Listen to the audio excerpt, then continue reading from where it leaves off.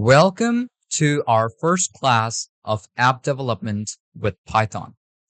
In our previous class, or let's say our introduction part of this course, I've shown you how you can install a Python and also fix up your development environment.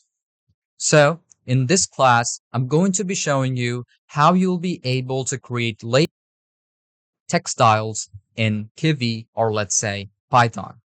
So we are back on our PyCharm, which is our IDE, which we are using application. So first thing that you need to know about is how you can create, let's say, an app.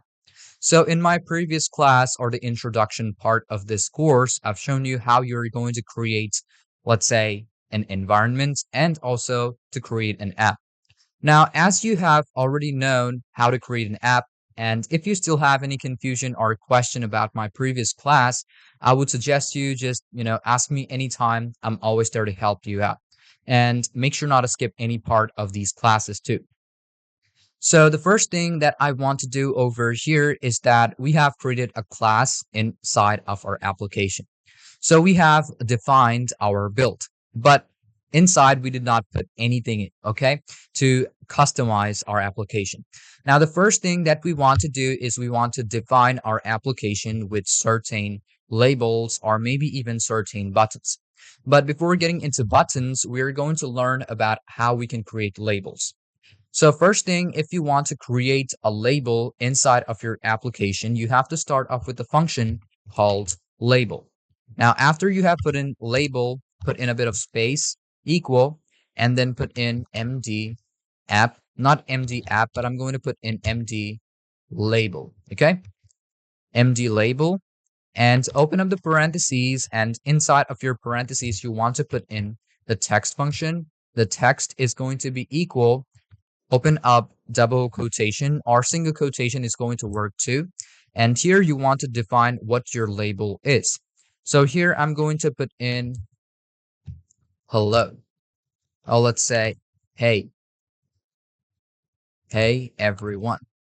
Okay. So this is what I want to return. Okay. So as I have returned up that specific value, now I want to import my UIX, which is going to help me to import, let's say, the interface of my application, because without it, it's not going to run. So if I just basically run this, it might show me an error, or it might show me something like this, okay, because we did not import our UIX yet. So I'm going to put in from GUI md dot UIX and then dot label. There we go. And import your application, which is MD label, which is also used over here. So after that, you're just going to try to play out the file, and now you will be able to see this is how it should look like. So you can still see that we don't have anything that is represented over here. It's because we did not make sure that it is in a specific color. Okay. So one thing, what I want to do over here is, as I have run up my file, and I'm also going to need a specific text color. So what I want to do is right after that, I want to specifically align something. So I'm here, I'm going to put in a comma, and I'm going to put in H align, then type in equal, and then put in, let's say, center. Okay. So as I have put in center, and obviously make sure that the definition is built up with self, and make sure to put in label, MD label over here. And now if you run it back again, and you will see this is how it should look like, but still no sign of any text inside of my interface. So if you still do not find it inside of your interface, then you basically have to change the color. So when you have to change the color, what you want to basically do is right after center, you're going to put in another comma. And here I'm going to put in theme underscore text underscore color equal single quotation. And here you want to put in maybe like red. So if I just run the whole thing again, you'll basically find out it is going to show me up as an error because it is not working yet. But one thing what I have to do is I have to return out my label. So if I put in label, and even if I remove up this file, or let's say I'm going to remove it, and if I run this, you'll basically see I have my text inside of my interface. So one important thing that you have learned, or which you can see over here, that even if you put in your labels, if you do not return that specific value, it's not going to show up inside of your interface. Okay, so now as I have it inside of my interface, now I'll be able to align it in different ways.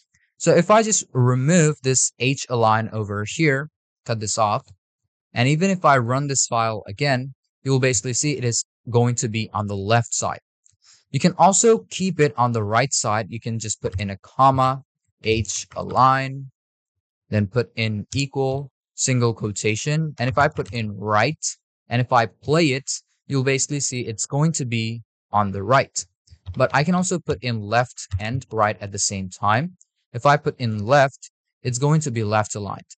If I cut this off, and if I just type in right, it's going to put in RIGHT, play the whole thing. There we go. We have everything on the right, even though you can see that it cannot be displayed properly. So I'm just going to keep this at the center. Okay, so I have this at the center, and now if I play it back again, this is how it will look like. Okay, so hello everyone has been done. Now what I'm going to do is I'm going to work with specific colors. So here I'm going to put in back theme, then I'm going to put in text color is equal to single quotation, and then you can try putting in red or black or white. It's going to show you off as an error because you're going to need a specific, let's say, hex code. So if you want to work with specific hex codes, then you have to put in two different values. Now you'll be able to work with, let's say 0, 1, 1. And if you play it out, it might not show me the specific color because it might show me off as an error. So one thing you can try using is you can define it as a custom color. So here I have put in a specific custom color, which is going to define my specific color. So here I'm going to put in another function text color equal to open up the parentheses again. Here inside you want to put in, let's say, first off, I'm going to start off with 0, comma, and I'm going to put in the quarks value. I'm going to put in 1, comma, and the next one, what I'm going to put in is going to be, let's say I can put in another 1, I guess. So if I play this out, it's going to show me a color like this. So there are specific, numbers which you can apply. Now, if you want to use those specific colors, there are like a couple of sites which you'll be able to use. So first thing, what I want to do over here is I'm going to open up my browser, and here you're going to type in color, let's say colors RGB, hit on enter, and you will find out a lot of these sites to use any specific color. So here I'm going to click on this one over here, rapidtables.com. Now, if I just go off over here, you will find out each and every one of these codes. So one thing that you want to do over here, you have to fix out these values. So as I have these values, you will find out that 255 is the highest. So what I want to do is we have the R over here, as we are using RGB inside of our panel on PyCharm. We have to define it in a specific way. We have to divide it with a specific number, such as 255. So first thing that I want to do over here is that I'm going to define out a specific value. So first thing that I want to do is maybe I want to put in a specific, let's say it could be a green color or maybe a pinkish color. Another thing that you can check out is that even if I remove out all of these values, and if I just type in, maybe I'm going to type in error. Now, one thing you will see is that it might turn into red over here. So one thing you will know is that error is basically in a general form red in color. So you can use that if you want to, but if you obviously want to use a custom color, then obviously you have to use those RGB values. So one thing that I want to do over here is I want a pinkish value. So here I'm going to put in 245, you have to divide out the specific value with 255, 255.0. Here we have that, put in a comma, and right after that comma, you're going to put in another value, which is going to be, let's say, somewhere around 100. Okay, I'm going to put in a bit of space over here, 100 divided or slash 255.0. That is going to be the value over here. You have to also fix in the, you have to make sure that this is a bit spacious over here, like this. Just make sure your comma is exactly accurate and also right beside the last number, comma. Here I'm going to put in, let's say, 85 divided by 255.0.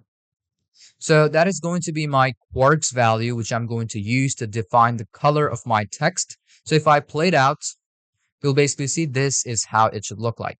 So 255 is basically the number. So you can also type in maybe 245. So if I play this out, this is how it should look like. And here, instead of 100, I'm going to put in 120. Play out. This is how it looks. And I can also change this value, and I can put in 43. Play out the value. This is how it will look like. So every time you change out these values, it's going to be different on each and every ones. Now, you will also be able to change the text anytime you want. So here, instead of hey everyone, I'm going to put in orange. Now, if I play it, it's going to be in the color orange. So that is how simple it is to work with these specific values. So here, now we have learned about how we can change out the text and also how we will be able to align it, how we will be able to use theme text color. So the last thing that we need to know is about how we can change the font size. So first thing that we need to know is we have to put in, let's say, an HTML tag. So there are a couple of HTML tags such as H1 to H6. So here, what we want to do is put in another line and make sure that your parentheses is still not at the end. So here, you're going to put in font underscore style. Font underscore style equal, put in single quotation and put in H1. So if I play this out, you will basically see the text size will just increase a bit more. Okay, so here I'm going to put in a comma, play the file again. There we go. We have increased up the size. You can also put in maybe H2, play out the file. It's going to change the size. And even if I want to use H6, it's going to change up the size up to H6. Okay, so that is basically how you'll be able to customize it. And you will also be able to use any specific, let's say, caption to it. So here, what I want to do is that I want this text to be in a format of a caption. So here, what I can do is I can type in caption, and I'm going to just put in N over here, play out the whole thing. It might show me off as an error, but it's going to work properly. You can see we have the text as a caption. So as we have it as a caption, another thing that I want to show you is that we're going to work with icon labels. Okay, so there are a couple of files which you want to work with. So here, what I'm going to do is that we're going to use any specific icon, and there are a couple of icon files which you will find out in, online or maybe in a couple of packages. So what I want to do over here is that right after our caption, we're basically done with defining our build. So here, what I want to do is I'm going to have an icon underscore label. So icon label over here equal, I'm going to cut this off, icon label equal MD icon. I'm just going to name it as a class MD icon, open up the parentheses, and here you want to define any specific icon. So icon equal, and obviously you can go off to the browser, and here what you want to search for is going to be icon labels in Python. Hit on enter, and you will have a couple of codes. So you can see we have Tkinter, add new custom icons and labels with some action. And there are also a couple of codes which are already pre-made. Okay, so you can see this over here, but I'm going to Python code, hit on enter. And there we go. There's a lot of these expressions and a couple of icons and symbol, Python icons and symbol over here, 266 Python icons over here. So we can use these, but one thing what I want to do is I'm going to go off the PyCharm, and here I'm going to put in, let's say, I'm going to put any specific library. So I'm going to put in library, then put in a dash, and I'm going to put in video. So that's what I specifically want. And here, instead of, let's say, the label, I want a specific icon label. Okay? Icon underscore label. So what I want to do is I'm going to play out this file again. And if it does not have that specific file inside of my directory, it's not going to appear up. If it shows you off as an error, you might want to try to align it specifically on your work. So what I'm going to do over here is that I'm going to create another space over here and put in a comma, align equal, and then put in center.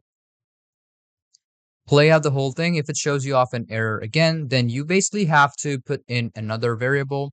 So another thing that you want to do over here is that we want to import it as an icon too. So MD label, and another thing I'm going to put in is MD icon. Okay, now play out the whole thing, and you might see something like this is how it's going to work out. So there we go. We have icon label over here.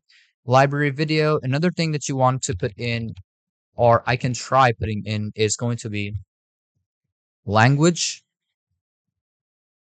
Python. Okay, so there we go. We have our specific icon label, which we want to, just import.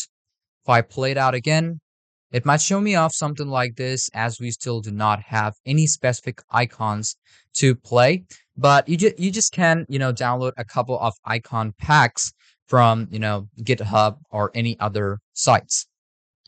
So if you want to check out the codes for Python icons, so I have this link over here, which I'm going to attach with my, project file or project resource file. So there are a couple of MD icons which you'll be able to use just by using these commands like these over here. You will also be able to use these specific codes over here. It's also going to work perfectly fine for you. So if I just copy this, Control-C, if I just go off on our Python over here, and if I just put this one over here, it's also going to work. If you just play it out, it might show me off like a white screen over here, but obviously if you have any key which is installed on your device, and if you have a professional version of PyCharm, it will be able to run those commands, and it will be able to run those icons on your interface. Okay, so thank you for watching this video up till the very end, and hope you understood about everything in this class. And if you have any confusion or any question about any part of these lessons, feel free to ask me anytime. I'm always there to help you out. Just make sure not to skip any part of these classes, because every one of these are going to be very important, and it's also going to help you out to actually, understand and get familiarized with Python and app development a bit more. So just practice it on your own. And if you fall into some problem, or if you have some hassle to fix up, feel free to ask me. I'm always there to help you out at any time. So let's move on to our next class of app development with Python.